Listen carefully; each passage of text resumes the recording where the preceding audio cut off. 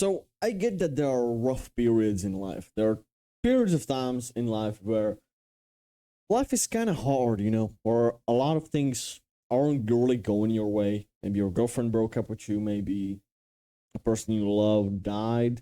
Maybe you got released from your job and you have nowhere to live and you got to live in your car. Maybe, these types of things, and maybe they pile up. Maybe happen more things at once, which that is the real depressing thing.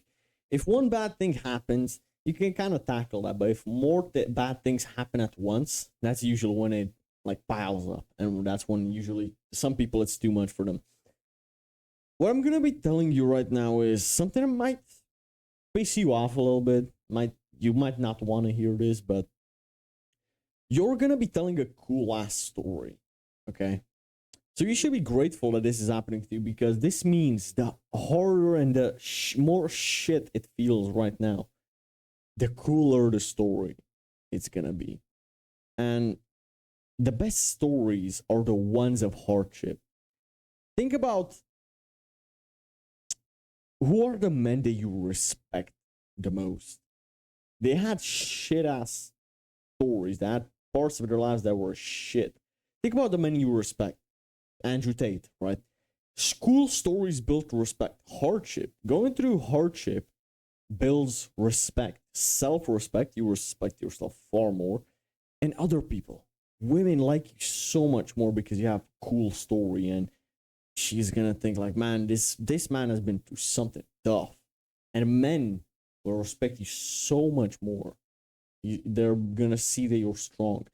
This is gonna build some character, but obviously it's gonna be feeling like shit right now, and I get it. You don't see right now what's gonna come out of this, but I'm gonna tell you one thing that I want you to think about when you're going through a tough period. Your future self is watching you right now, and this is not just an analogy, this is the truth.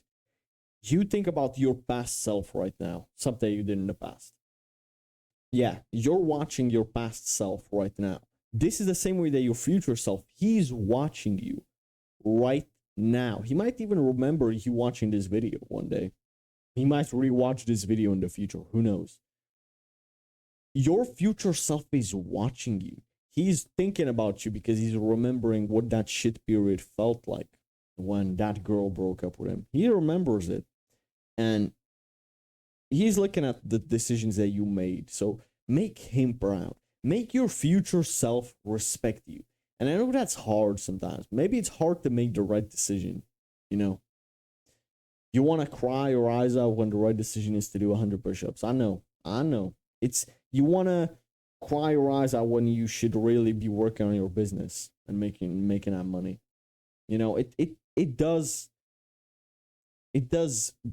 feel that good a lot of the times, but you know what the right decision is. And yeah, man, again, as I would just say, keep your future self in mind because he's watching you right now and make a decision that he would want you to make. Don't make your future self regret what you are doing right now. So essentially, if you think about it, this is a W because the thing is, you might not see it as a W, that every loss is a win. You might not believe that, but first of all, I'm going to tell you an equation by Ali Ibrahim. Loss equals win. Now, loss equals growth. Therefore, and loss equals growth. Growth equals win. Therefore, loss equals win. Now, you might not believe that, and that's absolutely fine. But I want you to think about the opportunity that you have right now.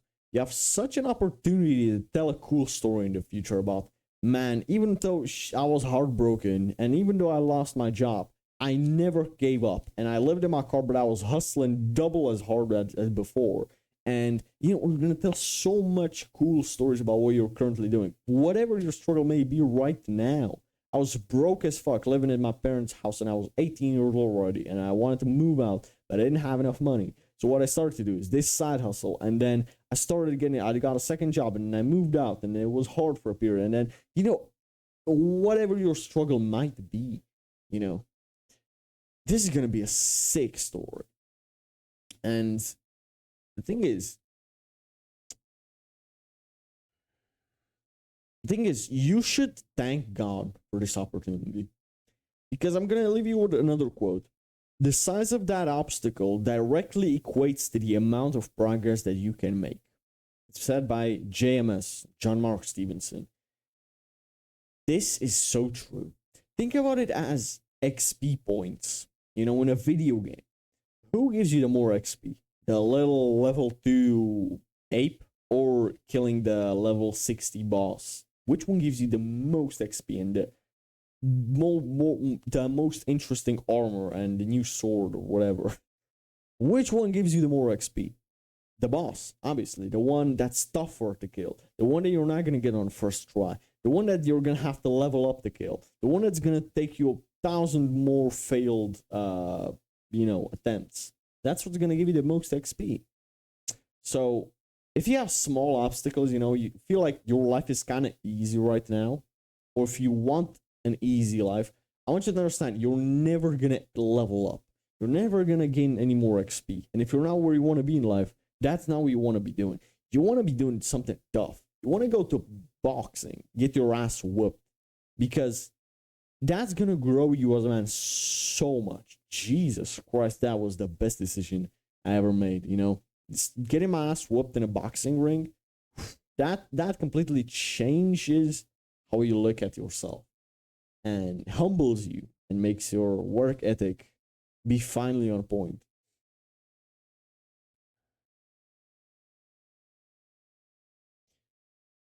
So essentially, if you've got such a blessing, if you're blessed with this opportunity to become the man that you want to become, because this is like a big boss with a high level that you can beat, and you have the opportunity to gain a lot of XP. You have such an opportunity at your hand.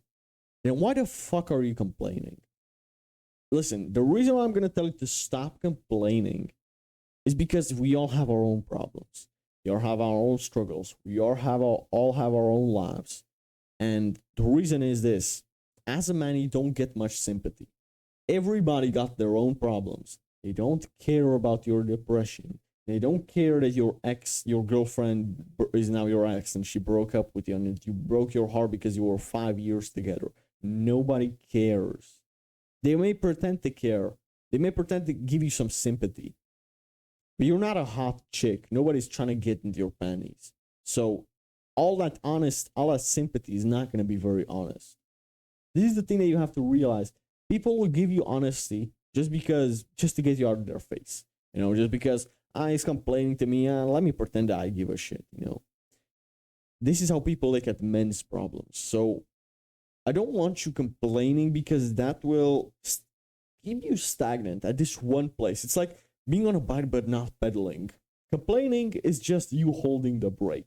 As soon as you stop complaining, as soon as you let go of the brake and you start pedaling, meaning you start doing action, you start going to the gym, you start going to boxing, you start the YouTube channel that you want to start for so much time, you start outreaching to possible prospects, you start making money, you start working on a side hustle in your business, or you get a second job, make more money to invest into your business. You do all these things.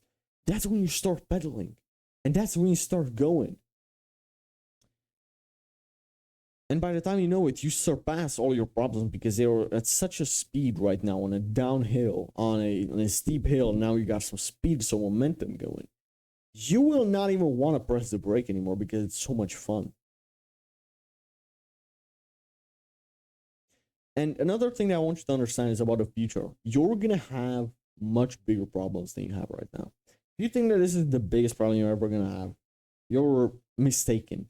You're going to have bigger and worse problems and harder to solve in the future. You're going to have more problems in the future. And the thing is, you're guaranteed a bad day in the future. One day, you're going to be old and your dick is going to stop working and you're going to find that out. One day, your parents are going to get older and they're going to die. And that's going to be a bad day. One day, you're either going to die first or you're going to watch all the people you love die. So those are both bad days. So you're guaranteed bad days. So why are you ungrateful that that bad day hasn't come? Maybe today is a semi bad day, but compared to what's coming in the future, you should be grateful, bro. I am not looking forward to the day that my parents die. So I'm grateful for the problems that I have now. I think how blessed am I that I get to work on my future and that I get the opportunity to work hard and that I get the opportunity to spend time with my family, that I can still walk, my dick works so I can fuck my girlfriend and I can still get to do all of these amazing things. How ungrateful would I have to be to not appreciate these things and focus on the bad that's happening? And really, the whole point of being a man is just fixing problems. If you can't fix your own problems, how do you expect a woman to be attracted to you and want to be your girlfriend?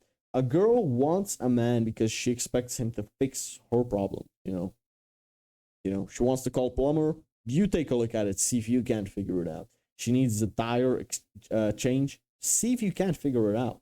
Right? There are YouTube videos out there. Every man should know how to change your fucking wheel or a tire on a car. It's like these are small problems, but the bigger problems that will come in life. You are so emotional that you're always fixated on the bad stuff.